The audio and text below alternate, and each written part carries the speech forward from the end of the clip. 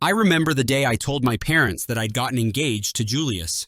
We were sitting in the living room of their tidy suburban home, surrounded by outdated floral wallpaper and shelves crammed with pictures of my younger sister, Annabeth. Of course, there were a few photos of me scattered around, but the pride of place always belonged to my sister's achievements, her cheerleading trophies, her scholar's plaques, and that glimmer of hope my parents had pinned on her. Mom leaned in, adjusting the lace doily on the coffee table as she always did when she was nervous, while Dad cleared his throat.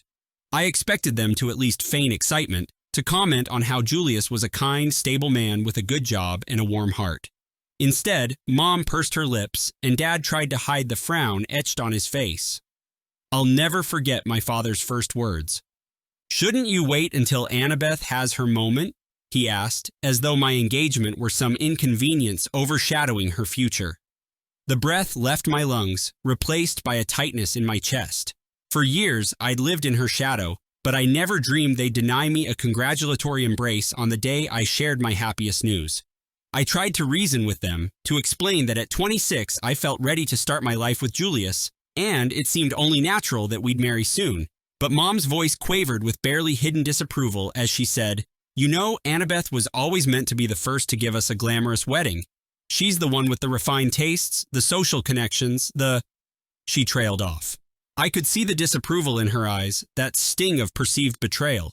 From a young age, I recognized I wasn't the golden child, but I never suspected my parents would treat a milestone in my life as a disappointment. Julius was gracious enough, brushing away the awkward tension with a gentle pat on my shoulder, while I stood there, feeling like a confused child again. Annabeth breezed into the living room, wearing her usual confidence. She congratulated me through pursed lips, more polite than sincere, then told my parents not to worry. She had no immediate plans to marry. Her tone suggested she was simply too busy being perfect to tie herself down anytime soon. I hoped that would settle the matter, that my parents would come around, but they didn't, at least not then. The weeks turned into months, and Julius and I went ahead with our wedding plans, hoping, despite the tension, that my parents would come to their senses. We secured a small church venue and booked a modest reception at a charming bed and breakfast in the countryside. We didn't have a massive budget, but we poured our hearts into every detail. Friends volunteered to help decorate, and Julius's family embraced me wholeheartedly. His mother even offered her grandmother's antique lace for my veil, which made me tear up with gratitude. In the midst of all that planning, my parents remained curiously silent. They never offered to host an engagement party, never asked about my dress fittings, never even acknowledged the save-the-date cards I mailed to them. One evening, I found my mother's card pinned to the refrigerator in their kitchen, dotted with coffee stains and half covered by a reminder for Annabeth's upcoming pageant.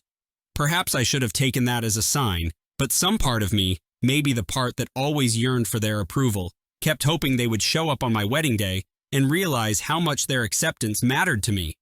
I didn't want extravagance. I just wanted them to stand by me. On the morning of my wedding, I woke up in a hazy mix of nerves and anticipation. My dress hung on the closet door of the quaint bedroom at the bed and breakfast, the sun catching the tiny pearls sewn into the bodice. My maid of honor, Lila, helped me do my hair in loose curls. She was more than a best friend. She was practically my sister in spirit, the one who always believed in me. She'd arrived early, carrying an emergency kit of bobby pins, tissues, and calming tea for my jittery stomach. I remember glancing at my phone every few minutes, half expecting a call from my mother, but it never came. Julius was getting ready in the next suite, and in between soft laughter, I heard his groomsmen teasing him. I thought, at least Julius's family is here. When Lila finished my hair, we both heard a faint argument in the hallway. It was my father's voice. My heart leaped into my throat. I rushed out to see him standing there, but he wasn't alone. Mom and Annabeth were by his side, her arms crossed. They were scowling, not at each other, but at the floral decorations draped across the entrance. They actually left. They just turned around and marched off, Annabeth leading the way, her heels clacking on the wooden floor. Mom flung a pitying glance in my direction, as though I were making some colossal mistake. Dad wouldn't even look at me. Lila wrapped her arms around me, her gentle reassurance pulling me back from the brink of a breakdown. I swallowed hard and decided I wasn't going to shed tears on my wedding day, not over people who thought so little of my happiness. The ceremony went ahead without them. Julius's mother walked me down the aisle, which was unconventional but so full of genuine love that the entire congregation sighed in unison. My voice quavered when I recited my vows, but I forced myself to focus on Julius's eyes, the warmth and promise I found there. We shared our first kiss as husband and wife under a delicate arch of flowers, with my closest friends cheering and crying tears of joy. Later, we all danced under fairy lights in the garden, the laughter and heartfelt toasts filling the air.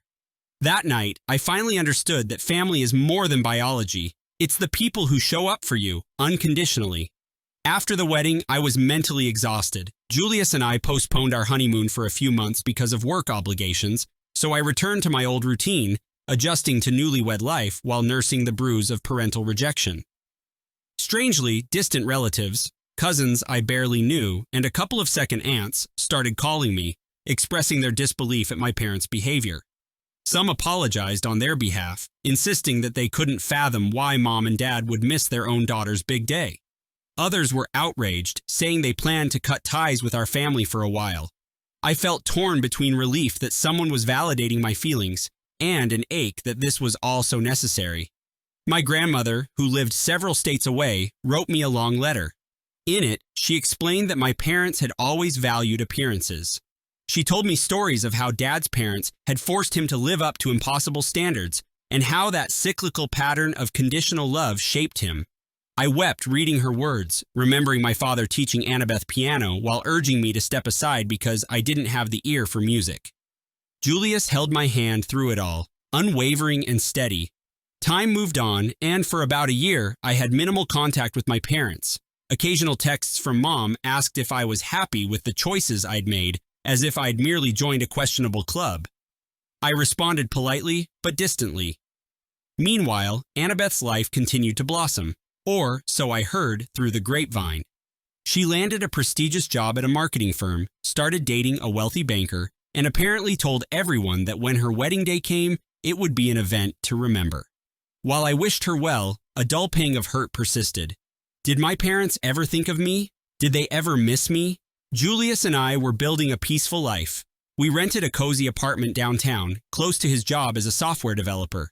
I found a new position in a small publishing house, where I edited manuscripts and found solace in words. We weren't rich or glamorous, but we were happy. And that, in itself, felt like a triumph. Still, a part of me sometimes wondered if my parents would have a change of heart.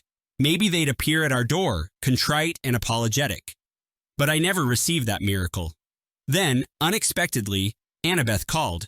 Her tone was sugary sweet, the same tone she used whenever she needed something. She informed me, rather than asked, that she was engaged to her wealthy banker. The ring was apparently massive, and she wanted me to see it in person at their engagement party. I could practically picture her flipping her hair and batting her eyelashes as she spoke. I didn't want to go, but some curious part of me wondered what it would feel like to walk back into my parents' world. Julius encouraged me, reminding me that I had every right to attend a family gathering if I chose. So, we went, cautiously stepping into a large, upscale banquet hall my parents had rented. Crystal chandeliers dangled overhead, their reflections dancing across polished marble floors. White roses adorned every table, and caterers dressed in black ties circled with silver trays of champagne. Mom and Dad were in their element, greeting guests with wide smiles. The moment they spotted me, the smiles faltered. It was as if they'd seen an uninvited ghost. They didn't approach me right away. I supposed they had to maintain appearances, but I could feel their disapproval drifting across the room like a cold wind. Annabeth swept across the room in a designer gown, eyes sparkling like a queen awaiting her coronation. She flashed her diamond ring and tossed her hair, a triumphant grin on her face. When she saw me, she planted a kiss on my cheek and whispered, "I'm glad you came. It means a lot to Mom and Dad, even if they don't show it." Her fiancé, Martin, introduced himself politely enough, though I sensed the arrogance lurking beneath the polished exterior. The party was extravagant, a testament to my parents' willingness to splash out for their favorite daughter. Everywhere I looked, there were signs of the lengths they'd go to celebrate Annabeth's success. A string quartet playing softly in the background, artisanal chocolates embossed with her initials, a slideshow of her childhood photos projected on a wall. I felt a twinge of jealousy, but also a wave of resignation. Julius, however, squeezed my hand and led me around, making polite conversation with extended relatives who asked with genuine confusion why my parents hadn't done something similar for my wedding. I shrugged, offering a diplomatic smile. That night, we left early, slipping out before the speeches to avoid the inevitable stares and whispered judgments. In the following months, rumors trickled through the family channels. Several relatives were outraged that my parents had essentially disowned me on my wedding day, only to lavish every resource on Annabeth's upcoming nuptials. My Aunt Grace, a feisty woman known for speaking her mind, told Mom in no uncertain terms that she refused to attend Annabeth's wedding unless my parents apologized publicly for the way they treated me. A few cousins chimed in on social media, expressing similar sentiments. I watched the drama unfold, half amused and half hurt that it had come to this. I hadn't orchestrated anything, I barely spoke about it. But apparently, the family at large couldn't stomach such blatant favoritism. As the date of Annabeth's wedding neared, I noticed that the guest list was shrinking. One uncle politely declined. A pair of family friends who had always favored me decided they had a prior engagement. Even relatives who planned to attend gave lukewarm RSVPs. Annabeth tried to keep up her bravado, but I could tell from her frantic messages that she felt the backlash. Mom and Dad, however, were livid. They found fault with everyone but themselves, convinced that some evil rumor had been spread by me. When the invitations for Annabeth's wedding arrived, embossed in gold, I almost didn't open mine. Julius and I joked that it probably came with a dress code requiring only perfect daughters to attend. But curiosity got the better of me. The invitation described an opulent fairy tale ceremony at a grand estate on the outskirts of the city, complete with a horse-drawn carriage and a reception fit for royalty. Part of me was disgusted by the excess. But I also felt a pang of sorrow. My wedding was such a simple, heartfelt affair. Here was the big production my parents always dreamed of. As I scanned the list of events, I realized I still hadn't been asked to be a bridesmaid. Frankly, I didn't want to stand at the altar beside someone who never defended me, but the snubs still stung. Julius and I decided to send a polite decline, stating we'd be out of town that weekend. It was a half-lie because we could have rearranged our schedules. In truth, I didn't want to be part of a spectacle that overlooked my dignity. Besides, rumor had it that half the family was considering boycotting, so it wasn't like we'd be the only absentees. As the big day approached, Annabeth called me repeatedly, leaving messages that ranged from tearful pleas to borderline accusations. "Everyone's blaming me for what happened to you," she whined in one voicemail. "You know it's not my fault Mom and Dad made their choices. Please, can you just come? Show your support?" But I was done contorting myself for her approval. Where was her support when they walked out on me? Where was her protest when my parents tried to belittle my wedding? I ignored her calls. Then, 3 days before the wedding, my mother showed up at my apartment. Julius was at work, and I almost pretended not to be home. But eventually, I opened the door. She looked older somehow, her face etched with stress lines. She begged me to attend Annabeth's wedding, claiming that my absence had convinced many relatives that Mom and Dad were unworthy parents. She offered no apology, no admission of wrongdoing, just frantic demands that I fix the family's reputation. I told her calmly that I wouldn't be going. Her eyes narrowed. She accused me of turning everyone against them, labeling me a spiteful daughter who wanted to sabotage Annabeth's day. I closed the door. I won't lie, a part of me reveled in the fact that their perfect, lavish event was crumbling under the weight of their own arrogance. They'd poured a small fortune into orchestrating every detail, but they couldn't buy forgiveness from the extended family they'd snubbed in pursuit of their illusions. On the wedding day, Julius and I took a drive to the coast. We turned off our phones and spent the afternoon walking along the beach, collecting seashells, breathing in the salty air, and talking about our future. The waves lapped at our ankles, the sun warmed our skin, and in those moments, I felt free. Later that evening, I checked my voicemail. Annabeth had left a furious message, filled with tears and resentment. Hardly anyone showed up. The expansive venue felt hollow. She said I'd tainted the family name, that I was petty and jealous, and that my parents were humiliated. I deleted the message, exhaling the weight of years of neglect. Her meltdown no longer had the power to hurt me. They'd snubbed my wedding. They got snubbed in return, not because I orchestrated it, but because their cruelty was plain for everyone to see. Call it karma, or poetic justice. My life continued without their acceptance, and I savored the liberating knowledge that I owed them no forgiveness.